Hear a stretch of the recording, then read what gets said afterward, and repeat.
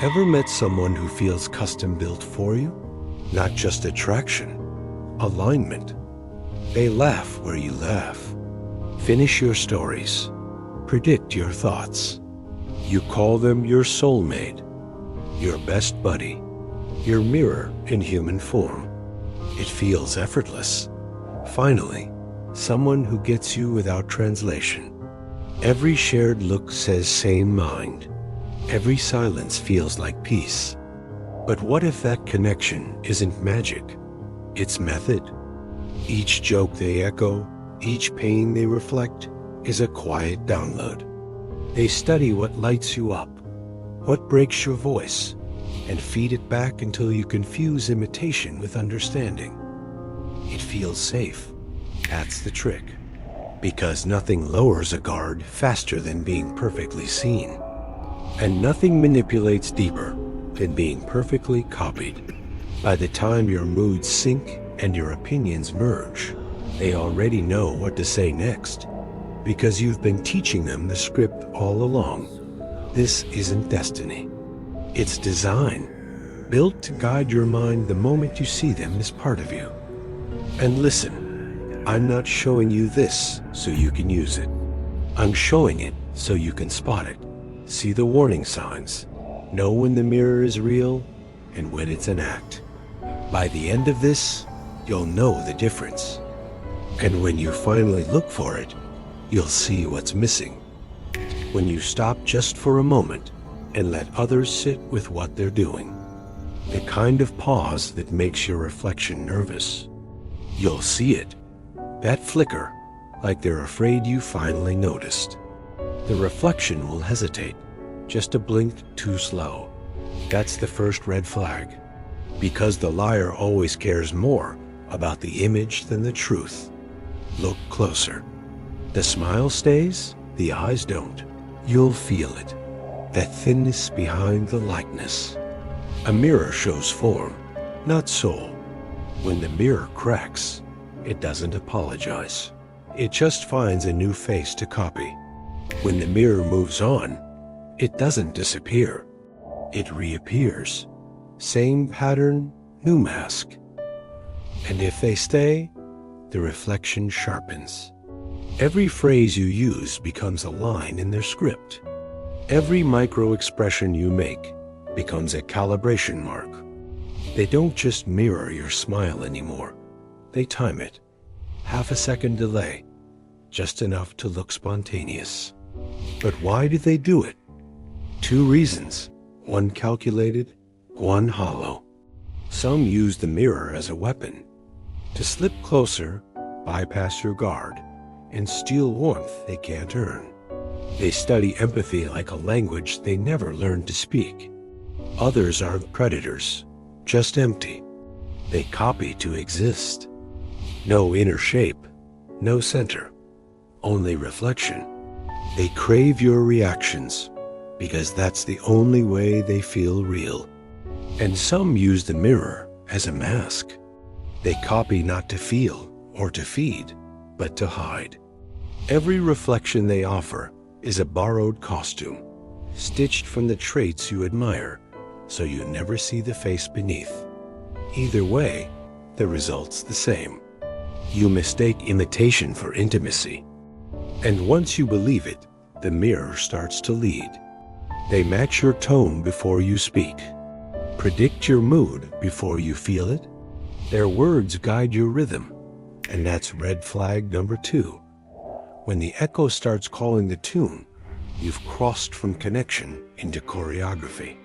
You start adjusting to them.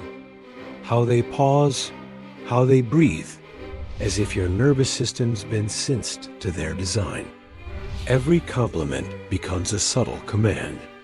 Every apology resets the rhythm. You feel seen, but only inside the script they wrote from you. It feels like harmony. It's actually rehearsal.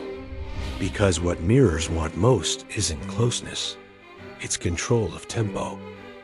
The one who sets the pace controls the story. And when you stop leading, they know they've taken the conductor's seat. That's the point where most people start saying, I don't know who I am around them anymore. But that's not confusion. That's conditioning. You don't notice when the mirror stops following. Not right away. At first, it feels like growth. They challenge your opinions, finish your thoughts differently, help you see things clearly. That's not growth. That's replacement. Piece by piece, your reflection starts correcting you. The same voice that once agreed now rewrites your memories. You said it this way. You used to believe that. And you start nodding, because arguing feels like betraying the connection you built.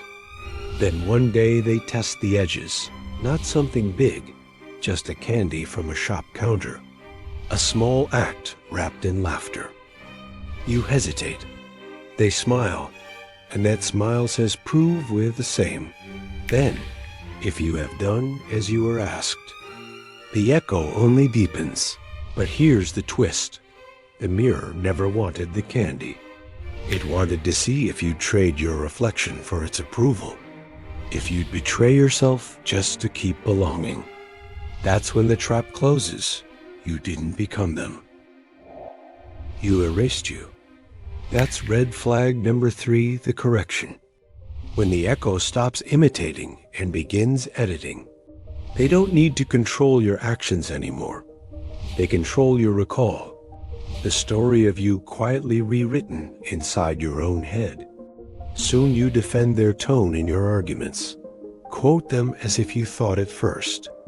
The mirror smiles. Because that was the point all along. Not love, not control, conversion. By the time you realize it, you're defending a persona built from your reactions. A perfect copy running on your energy. That's the point where you either wake up or go quiet and call it harmony. But remember this. A mirror only wins if you keep reflecting back. And maybe that's why it always feels the same, no matter who wears the face. The pattern doesn't change. Only the mask does. Every mirror runs the same loop. Warmth, reflection, correction, discard, repeat. First they charm, then they test, then they correct, then they drift. Build, bend, break, replace. Each step feeds the next, and every step depends on one thing, your reaction. Once you see it, you can predict the move before it lands. And prediction is the first crack in control. You don't fight a mirror by smashing it. That only scatters the reflection. You break it by starving it. Because a mirror has no life of its own. It feeds on yours. The moment you stop reacting, it starves. The moment you see without responding, it cracks. That's what they fear. Your silence, your stillness, the version of you that no longer performs for their script. Because every manipulator needs motion. Stop moving, and their world collapses. This is the part they can't copy. The one thing no reflection can fake. Authentic awareness. And that's where the counter begins. You've mapped the pattern? Now turn it upside down. They talk to keep control. You answer with silence. Let the pause hang. Watch them fill it, scrambling for balance. Silence unsettles the performer. It makes their script echo back at them. Every extra word reveals the machinery behind the mask. Don't argue. Just listen long enough for their rhythm to break itself.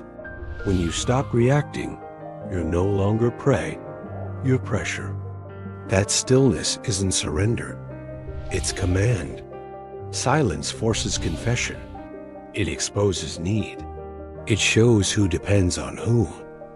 That's why Machiavelli called it the quiet crown. Because real power doesn't shout. It waits. Use your silence like a blade, never to wound, only to make space for truth to bleed out. You've seen how the mirror breaks. You felt what happens when you stop feeding it light. But silence does more than end their control. It bends their world around yours. The one who speaks less begins to rule. That's where we go next. Power of Silence by Machiavelli.